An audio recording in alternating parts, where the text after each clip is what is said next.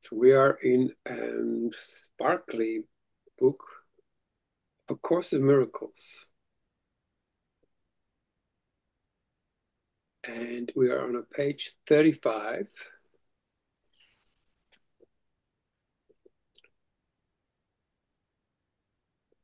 And name of the chapter is Fear as Lack of Love. Wow, could just sit with that title for a moment, huh? Fear as a lack of love. Let's sit with that for a moment. Fear as lack of love.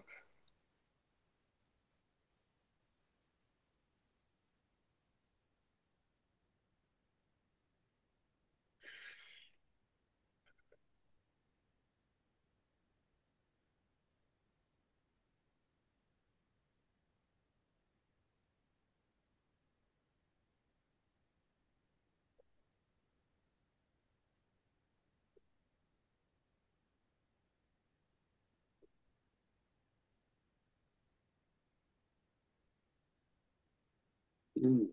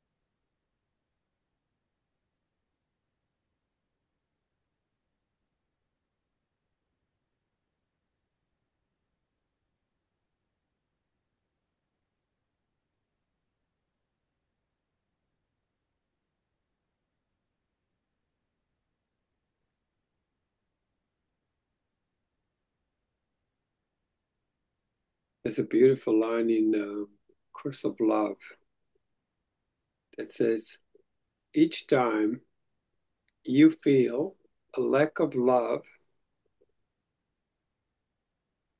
it comes from within yourself.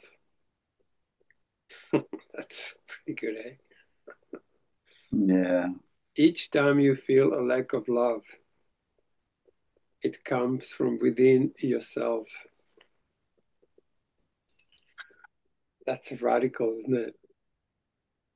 Hmm.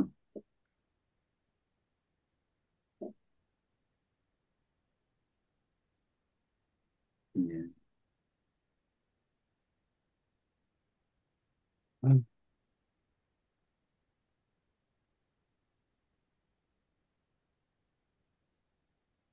Also, quite an amazing feeling, isn't it? A lack of love.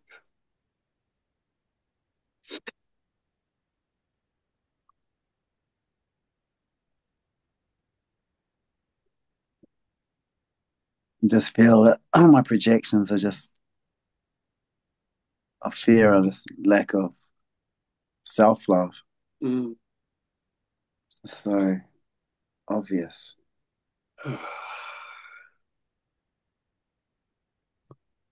Little tiny bits and pieces. Tick, tick, tick, tick. Mhm.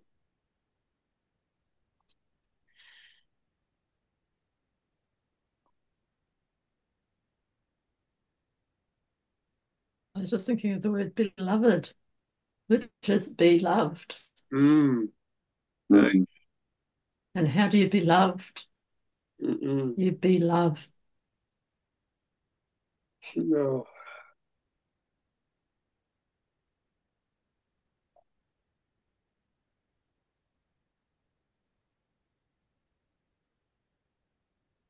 So shall we come out of the depths and read something? Mm. Yep. I'll go. Who's first, Kevin? Yeah, I'll go first. All right, thanks, Kevin. Fear as lack of love. You believe that being afraid is involuntary. something beyond your control. Yet I have told you several times that only constructive acts should be involuntary. We have said that Christ control can take over everything that does not matter, while Christ's guidance can direct everything that does, if you so choose. Fear cannot be Christ-controlled, but it can be self-controlled. It prevents me from controlling it. The correction is therefore a matter of your will, because its presence shows that you have raised the unimportant to a higher level than it warrants. You have thus brought it under your will, where it does not belong. This means that you feel responsible for it. The level confusion here is obvious. Where was this line? Is it obvious? Where was it? Not in the convolutions of my mind, it's not. The reason I cannot control fear for you is that you are attempting to raise to the mind level the proper content of lower order reality. I'll read that again. The reason I cannot control fear for you is that you are attempting to raise to the mind level the proper content of lower order reality. I do not foster level confusion, but you can choose to correct it. You would not tolerate insane behaviour on your part and would hardly advance excuse that you could not help it. Why should you tolerate insane thinking? There is a confusion here, which you would do well to look at clearly. You believe that you are responsible for what you do, but not for what you think. The truth is that you are responsible for what you think, because it is only at this level that you can exercise choice. Here's Annie. Welcome, Annie. Will you be reading today? No, I don't know that I can sort of at all because I don't have the Sparkle book. That's all right. I think I sent you the PDF, but there is a PDF copy. I've sent it to Annie, I think. Okay. And then in her email, something of the. You want me to put my email address in the thing? It's lovely to have you. I'm pretty sure I've sent it to you already, Annie, somewhere in an email. Oh, you did? All right. Well, that's kind of difficult doing it on my phone. That's all right. Yep. Yeah, it's lovely to have you here anyway, Annie. I've been missing you. I'm just gonna listen and absorb and get from you guys. Thank you. Okay. All right, Alison, over to you. Okay.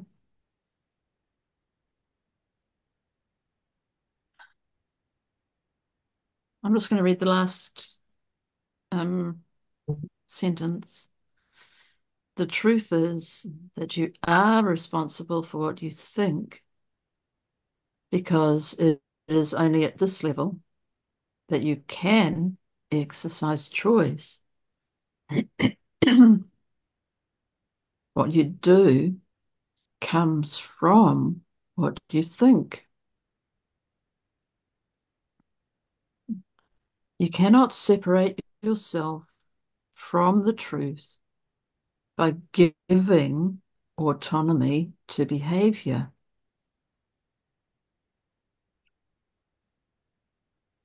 This is controlled by me automatically as soon as you place what you think under my guidance. Whenever you are afraid, it is a sure sign that you have allowed your mind to miscreate or have not allowed me to guide it. Wow. It is pointless to believe that controlling the outcome of misthought can result in healing.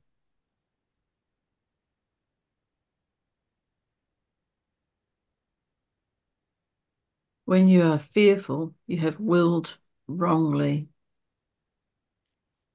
This is why you feel responsible for it. You must change your mind, not your behavior. And this is a matter of will. Mm-hmm. Wow, that's amazing. Whenever you're afraid, it is a sure sign that you have allowed your mind to miscreate. Oh,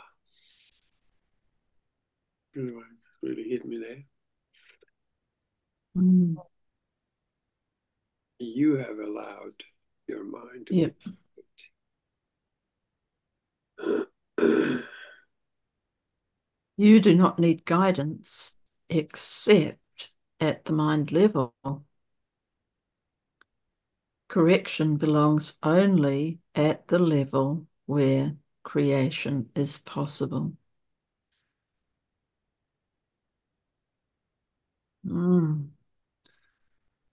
The term does not mean anything at the symptom level where it cannot work.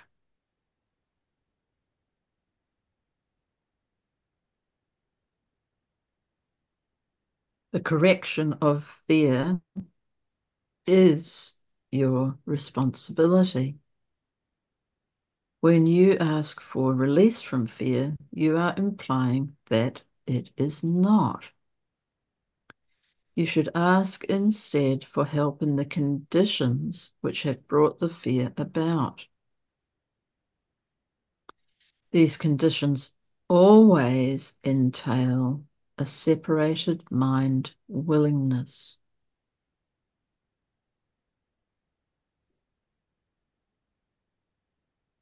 At that level, you can help it. You are much too tolerant of mind wandering, thus passively condoning its miscreations. The particular result does not matter, but the fundamental error does. The correction is always the same. Before you will to do anything, ask me if your will is in accord with mine. If you are sure that it is, there will be no fear. Wow.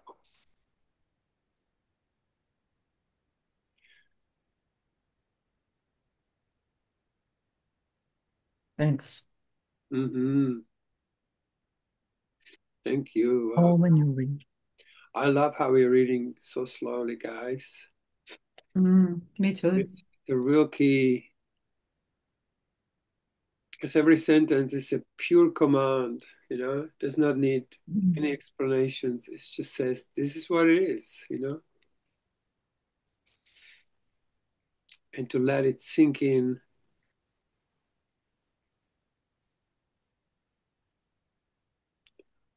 It allows just the fact that I'm reading that slowly allows me time to catch up with what's being said. Instead of I'm just reading these words to the group, Yeah. it allows me to actually have the experience as well. Yeah.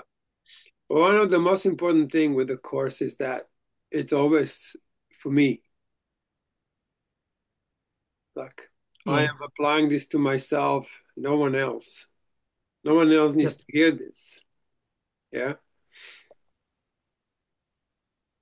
And that's when it's powerful. Because if it affects you, then you affect everything around you. If you think there is someone else who needs to know this or read this or understand this, it's you're miscreating, projecting nonsense.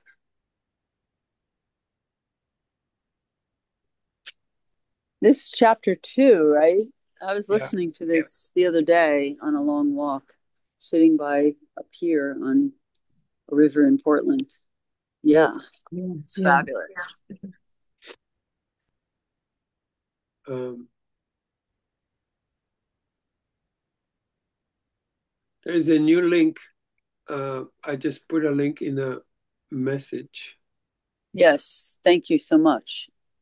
That's a new thing that the people who actually still supporting the Sparkly to be distributed all around the world, which is Brittany Shelley.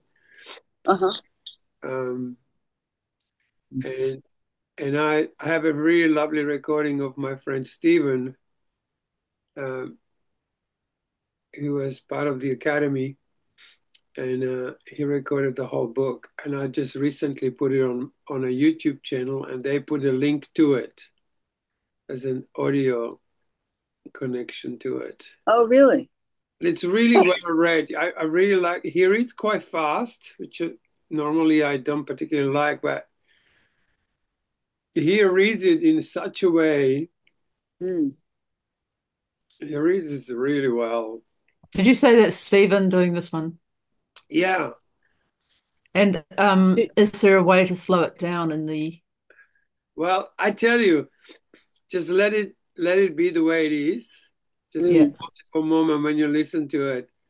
And there's something to it that I don't know what it is. I've been listening to it ever since he recorded. I've got it in my car Yes. for the last 25 years. You know? And I heard him once speak on the radio, and that was just when a Sparkly came out, when we published it first time in Byron Bay. Mm. And then I was listening to Stephen's voice on the radio. He was doing some kind of radio announcer. And I'm going like, oh my God, this voice is so good. And I said, hey, you should record the Sparkly. And 1 month later, he gives me this CD, because at that time there were CDs. He gives me this CD. I said, like, here, the text is finished. Wow. Oh, And so recently, because he was recorded 20 something years, 25 years ago or so, and he was recorded just at home with very, low quality equipment. So we had someone in America cleaning it up. Mm. So they took every section and cleaned it up. And I merged it so that every chapter is as one recording. So it's really neat and clean and nice to listen to. And he's got such a great voice. Even so, he reads it fast. There is something to it that just takes me on this Mm. he journey. has a radio voice, doesn't he? He has that kind of voice that's just really pleasant to listen to. Yeah. So he's done a Do really, you really good job on it. Anyway, I think it's not for do you have everyone. a link to that? Do Well, you have a link? I just dropped that in a message Oh, because that's that is said listen to Sparkly. oh, okay. So Okay. He's not the one that did the like the original book, did he? that's not him. That's comes from the Foundation for Inner Peace. Oh, Because his voice too is really pretty major. Yeah. Yeah. That's what I got years ago and chopped it up into little pieces. So each chapter part is a section for me.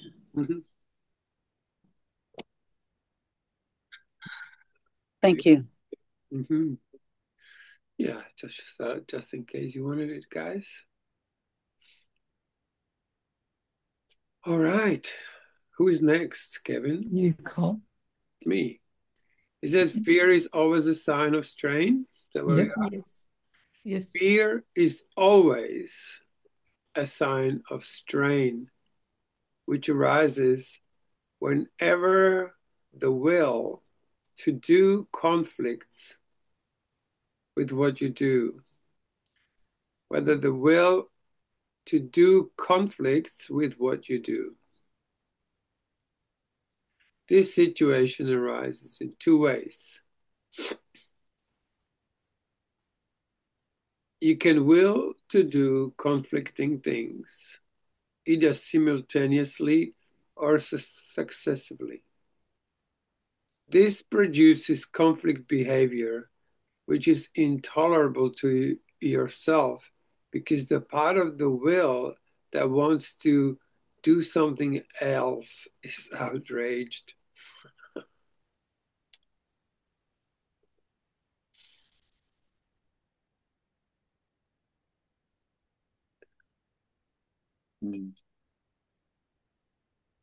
You can behave as you think you should, but without entirely willing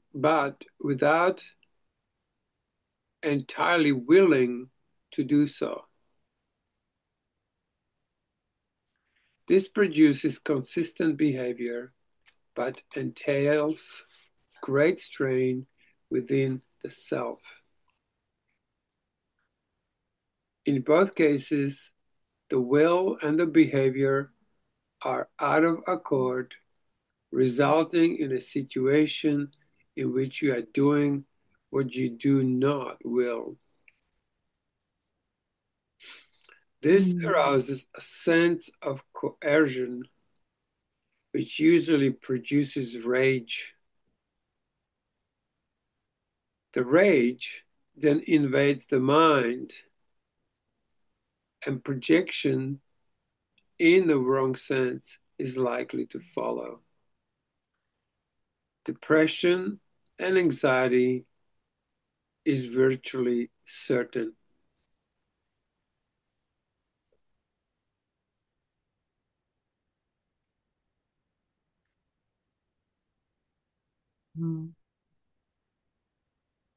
Remember that whenever there is fear, it is because you have not made up your mind.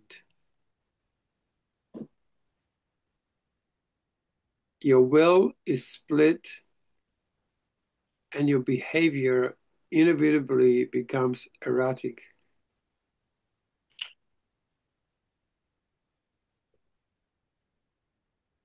Correcting at the behavioral level can shift the error from the first to the second type of strain described above, but will not obliterate the fear. It is possible to reach a state in which you bring your will under my guidance without much conscious effort. But this implies habit patterns which you have not developed dependably as yet.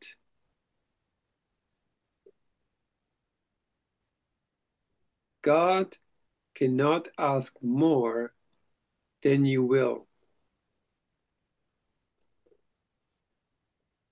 The strength to do comes from your own undivided will to do. There is no strain in doing God's will. That's pretty good, eh? There is no strain in doing God's will as soon as you recognize that it is also your own.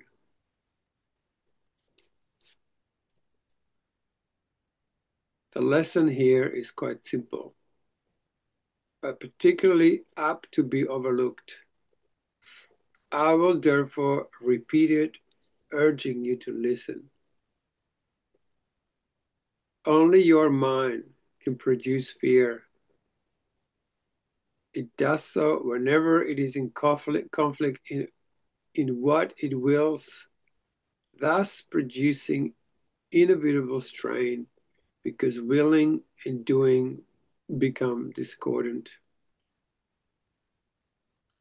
This cannot be corrected by better doing, but it can be corrected by higher willing.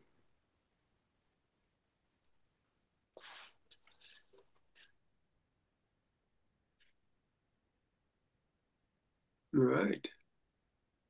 Anthony.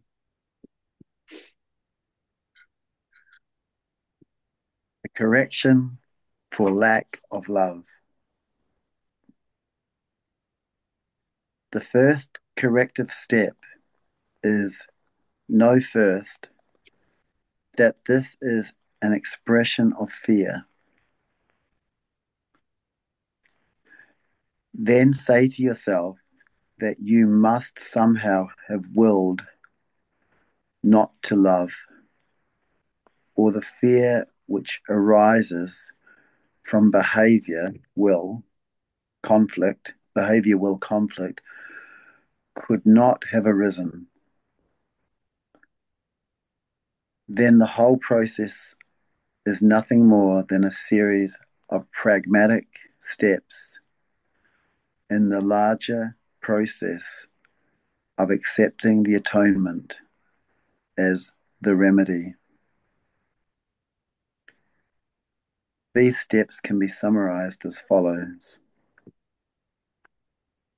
1. Know first that this is fear.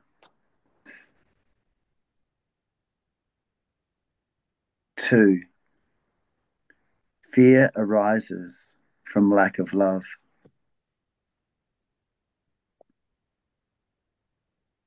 3. The only remedy for lack of love is perfect love. 4. Perfect love is the atonement. Mm.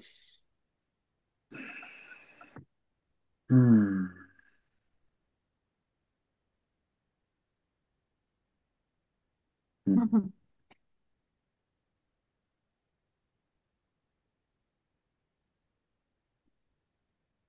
We have emphasized that the miracle or the expression of atonement is always a sign of real respect from the worthy to the worthy. This worth is re-established by the atonement.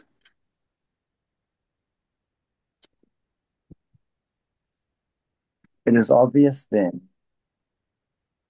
that when you are afraid you have placed yourself in a position where you need atonement because you have done something loveless, having willed without love.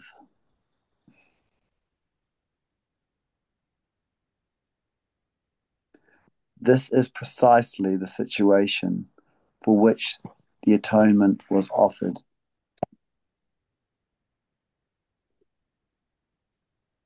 The need for the remedy inspired its correct creation.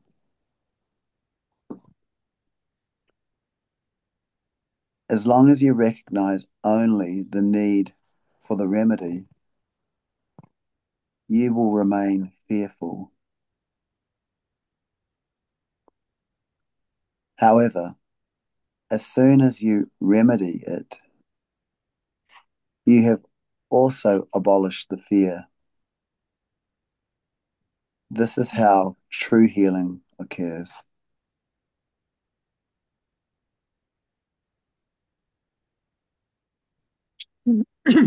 Captain. Thank you. Wonka, you there? I'm here.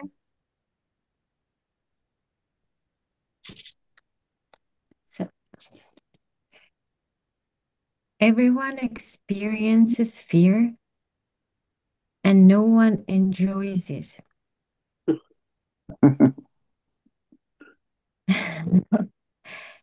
Yet it would take little right thinking to realize why fear occurs. Very few people appreciate the real power of the mind, and no one remains fully aware of it all the time. However, if anyone hopes to spare himself from fear, there are some things he must realize, and realize fully. The mind is a very powerful creator, and it never loses its creative force. It never sleeps. Every instant it is creating, and always as you will. Many of your ordinary expressions reflect this. For example, when you say, "Don't give it a thought," you imply that if you do not think about something, it will have no effect on you. And this is true enough. On the other hand, many other expressions clearly illustrate the prevailing lack of awareness of thought power. For example, you say, "just an idle thought," and mean that the thought has no effect. You also speak of some actions as thoughtless, implying that if the person had thought, he would not behave as he did. While expressions like "think big" give some recognition to the power of thought, they still come nowhere near the truth. Mm-hmm.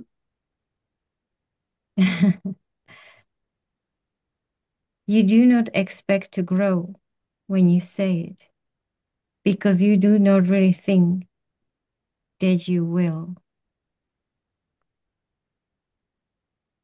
Wow. Thank you, Kevin. I mean, it is hard to recognize that thought and belief combine into a power surge that can literally move mountains. It appears at first glance that to believe such power about yourself is merely arrogant. But that is not the real reason why you do not believe it. People prefer to believe that their thoughts cannot exert real control because they are literally afraid of them. Many psychotherapists attempt to help people who are afraid, say, of their death wishes by depreciating the power of the wish. Read that again, didn't make sense. Many psychotherapists attempt to help people who are afraid, say, of their death wishes by depreciating the power of the wish. Okay. They even try to free the patient by persuading him that he can think whatever he wants without any real effect at all.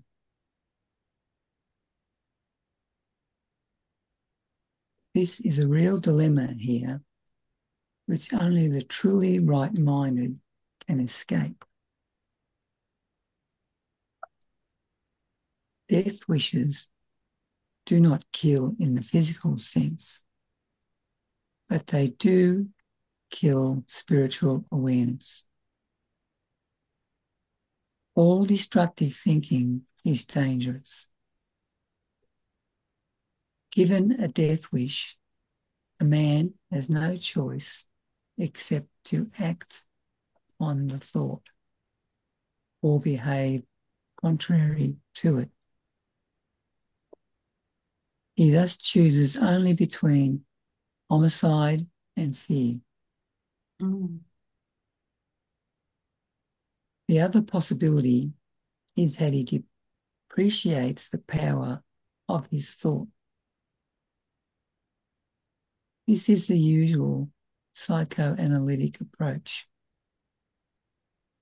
It does allay guilt, but at the cost of rendering thinking impotent. If you believe that what you think is ineffectual, you may cease to overly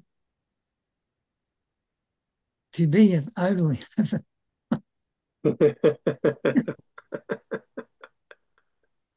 which you are hardly likely to respect. Oh. Mm. Alison, you eternal son, it's your turn. Mm. Just when you read, it's hard to recognize that thought and belief combine into a power surge that can literally move mountains. I thought of that, there's a saying in the Bible, faith is the substance of things hoped for, the evidence of things unseen. And it is all about mind.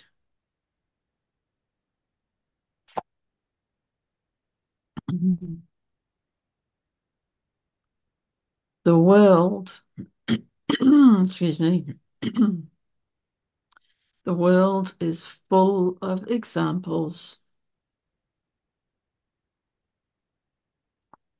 of how man has depreciated himself because he's afraid of his own thoughts.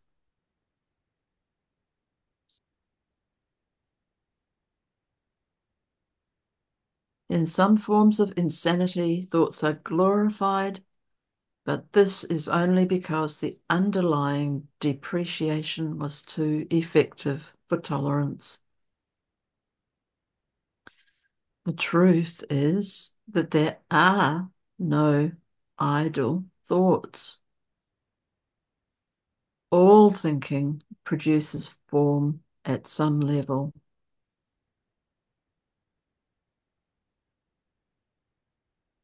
All thinking produces form at some level. Wow.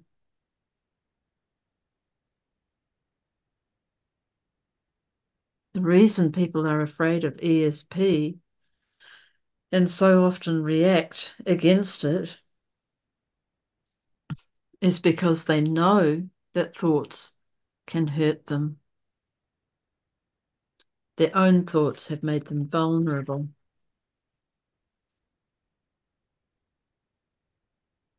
You who constantly complain about fear still persist in creating it. I told you before that you cannot ask me to release you from fear because I know it does not exist, but you do not.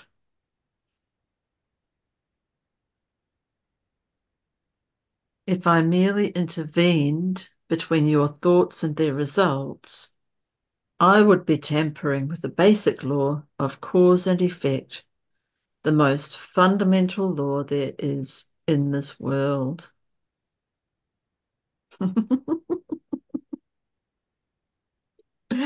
Oh dear. Oh, Jesus, take this fear away. Why are you doing it to yourself? I would hardly help if I depreciated the power of your own thinking. This would be in direct opposition to the purpose.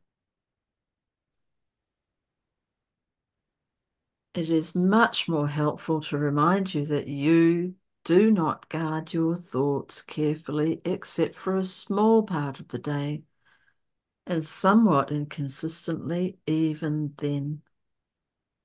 You may feel at this point that it would take a miracle to enable you to do this, which is perfectly true. Mhm. Thank you.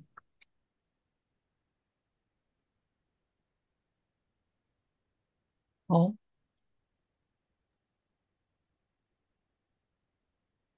Men are not used to miraculous thinking, but they can be trained to think that way. Hence the workbook. All miracle workers need that kind of training.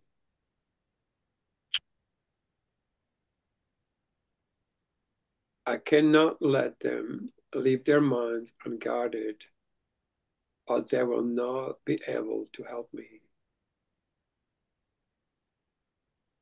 Miracle working entails a full realization of the power of thought and a real avoidance of miscreation. Otherwise, a miracle will be necessary to set the mind itself straight, a circular process which would hardly foster the time collapse for which the miracle was intended. Nor would it induce the healthy respect for the true cause and effect which every miracle worker must have. Both mind and fear, both miracles and fear come from thoughts. And if you were not free to choose one, you would also not be free to choose the other. By choosing the miracle, you have rejected fear. You have been afraid of God, of me, of yourself, and of practically everyone you know at one time or another. This is because you have misperceived or miscreated us and believe in what you have made. You would have never done this if you were not afraid of your own thoughts. The vulnerable are essentially miscreators because they misperceive creation.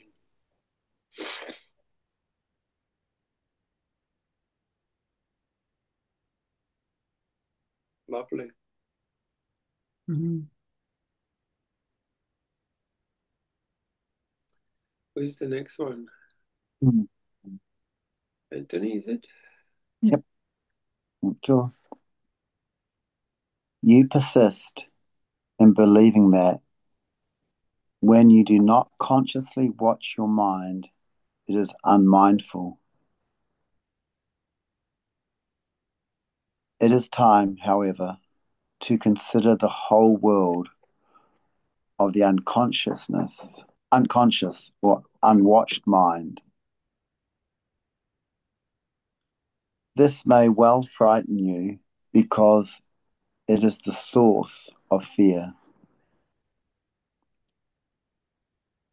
The unwatched mind is responsible for for the whole content of the unconscious, which lies above the miracle level.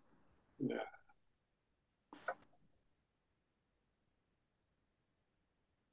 All psychoanalytic theorists have made some contribution in this connection, but none of them has seen it in its true entirety. They have all made one common error in that they attempted to uncover unconscious content.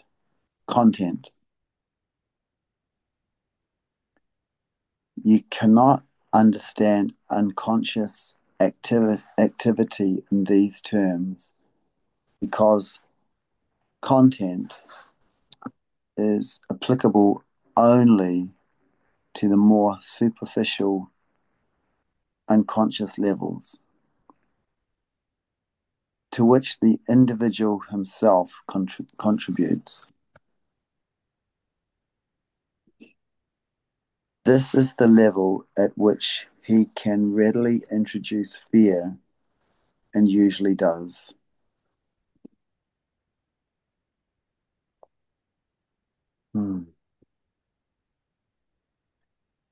When a man miscreates, he is in pain. The cause and effect principle here is temporarily a real expeditor. Expediter. Sorry. That's right. Thank you. Expediter. Actually, cause is a term properly belonging to God, and effect, which should also be capitalized, is his son. Beautiful. Mm. Ta-da! Ta-da. Ta-da! The light has come. Effect, and I notice that effect has a capital as well. That's beautiful. Cause and effect. So there is both true cause and true effect. Yeah. That's all about identity, isn't it? Like it's all about true identity. Mm.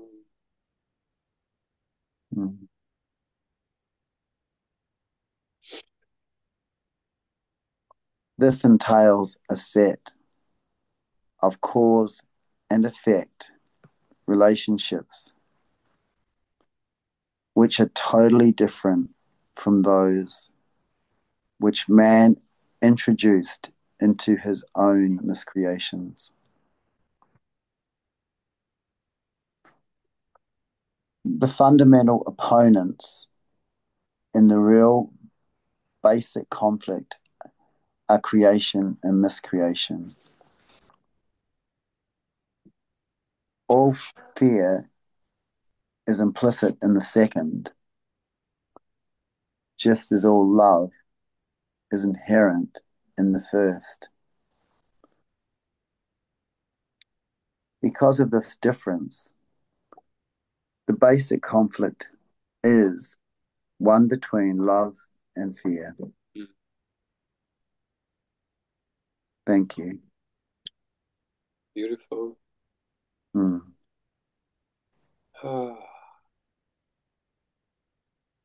Wonka? So deep. So deep, eh? Yeah. It has already been said that man believes he cannot control fear because he himself created it. His belief in it seems to render it out of his control by definition.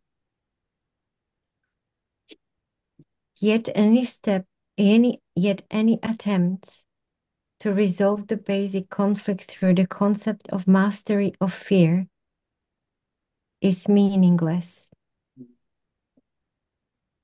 In fact, it asserts the power of fear by the simple assumption that it needs to be mastered. They need to be mastered.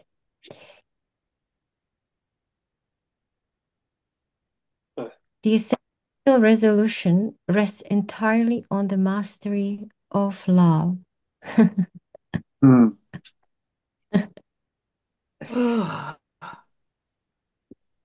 The essential resolution rests entirely on the mastery of love. In the interim, the sense of conflict is inevitable, since man has placed himself in a strangely illogical position. He believes in the power of what does not exist. Wow. Mm. Mm.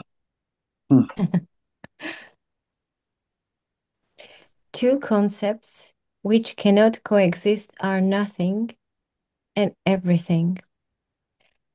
To whatever extent one is believed in, the other has been denied. In the conflict, fear is really nothing, and love is everything. This is because whenever lights enter darkness, the darkness is abolished. Yeah. What man believes is true for him, what man believes is true for him.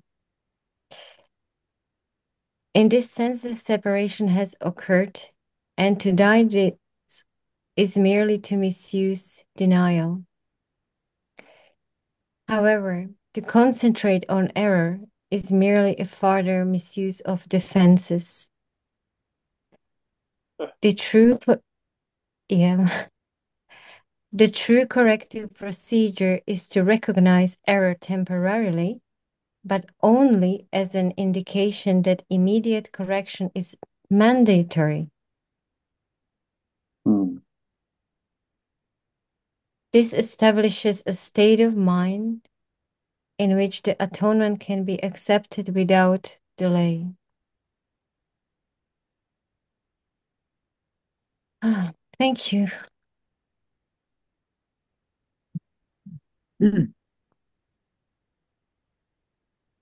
It should be emphasized, however, that ultimately there is no compromise possible between everything and nothing. Time is essentially a device by which all compromise in this respect can be given up. It seems to be abolished by degrees because time itself involves a concept of intervals which do not really exist.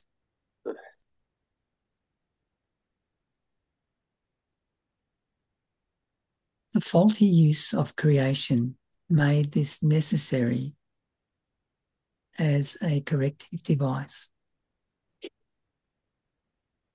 And God so loved the world that he gave his only begotten Son, that whosoever believeth on him shall not perish, but have eternal life. Oops, I didn't finish that up. But have eternal life needs only one slight correction to be entirely meaningful in this context. It should read, he gave it to his only begotten Son.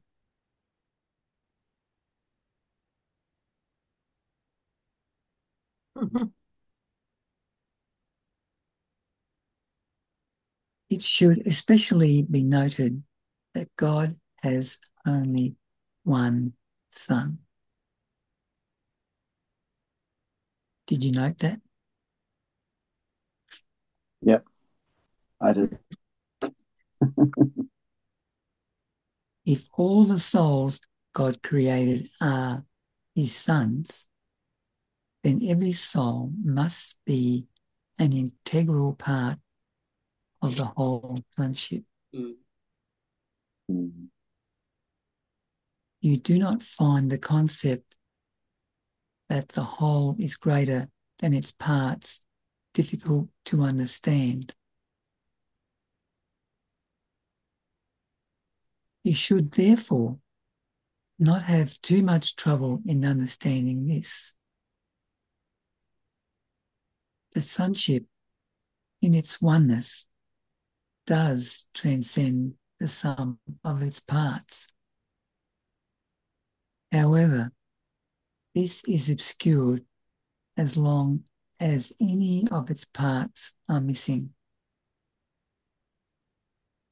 That is why the conflict cannot ultimately be resolved until all the parts of the sonship have returned.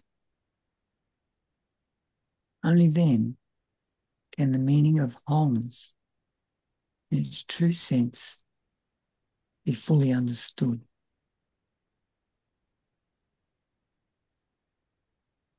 Mm.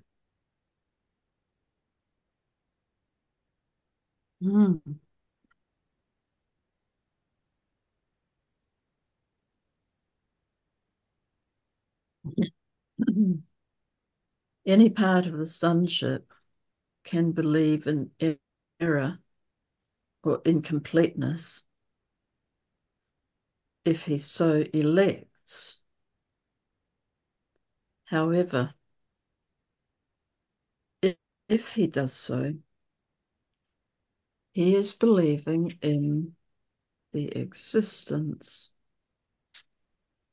of nothingness. The correction of this error is the atonement. We have already briefly spoken about readiness, but there are some additional points which might be helpful here. Readiness is nothing more than the prerequisite for accomplishment. The two should not be confused. As soon as a state of readiness occurs, there is usually some will to accomplish, but this is by no means necessarily undivided. The state does not imply more than a potential for a shift of will. Confidence cannot develop fully until mastery has been accomplished.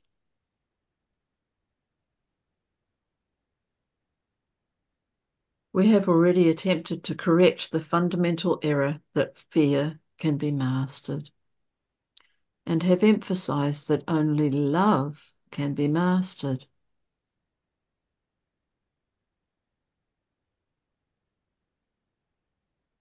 You have attested only to your readiness.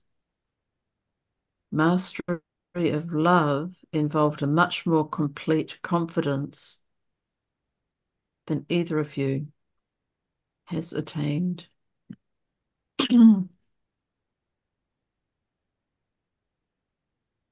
However, the readiness at least is an indication that you believe this is possible. That is only the beginning of confidence.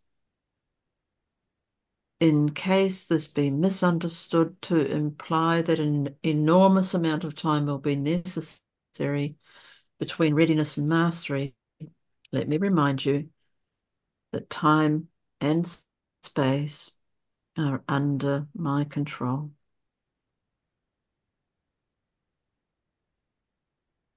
One of the chief ways in which man can correct his magic miracle confusion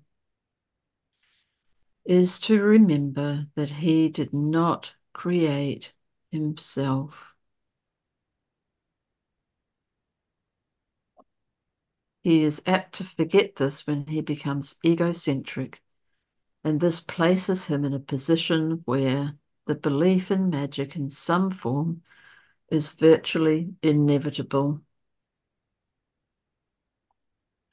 His will to create was given him by his own creator, who was expressing the same will in his creation. Since creative ability rests in the mind, everything that man creates is necessarily a matter of will.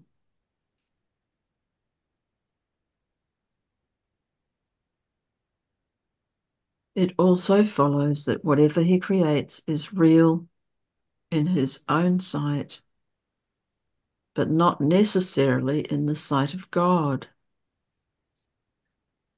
This basic distinction leads us directly into the real meaning of the last judgment.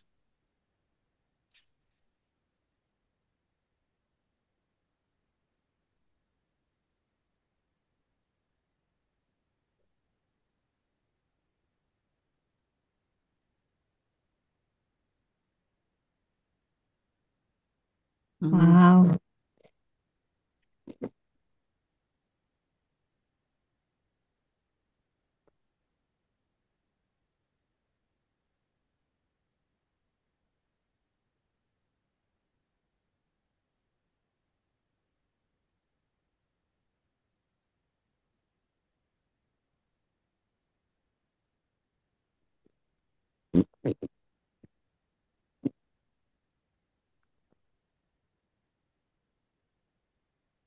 Leave it at that, huh? Yeah. I'm pretty cooked. Mm.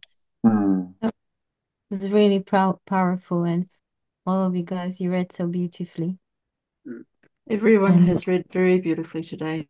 Thank you. yeah, it was. As opposed to some other days when we're not read very beautifully. Sometimes there's some stumbling, and that, like that's just how it is sometimes, but it has been lovely. Yeah. It was very deep today.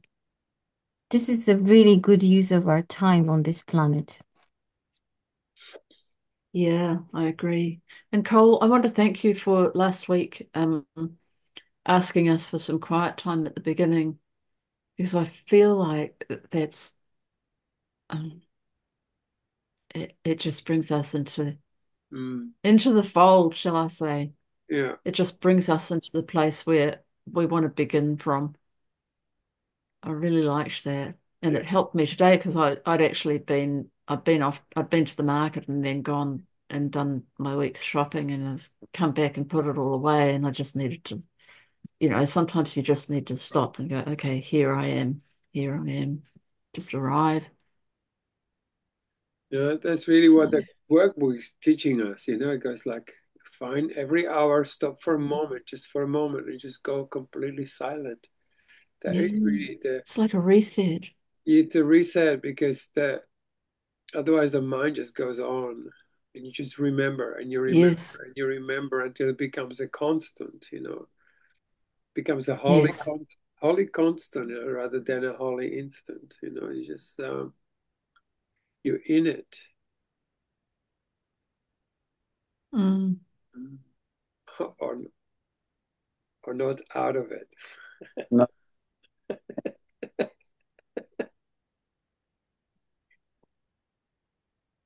Before you can move on, you have to arrive. You know what I mean? No, So, totally. yeah. The slowing down thing is so. Uh, I'm just putting out the lessons every day now, and they're very slow. They're even slower than my last recordings.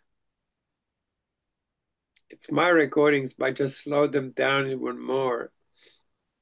And when I wake up in the morning, I put them on. I put on the lesson. It goes on for quite some time. But it's very slow and it keeps repeating. And it's really just resets the mind into this. It's just delicious. Look, when I talk about being taken, the words take me home. Take me home. Country road. All right, darling. Thank you, everyone. Guys. When we come back next week, I think we'll have to read the last paragraph again to lead us into the reading of the last judgment. Yeah, that sounds good. 42. That's the meaning of life, isn't it? The universe. What is it? Hitchhiker's Guide to the Galaxy. Yeah, meaning of life is 42. Yeah. Right. Last judgment. Thank you. All right, It's either that or the smell of burnt almonds. Yeah. All right. See you guys. Mwah. Even, bye. Mhm. Yeah.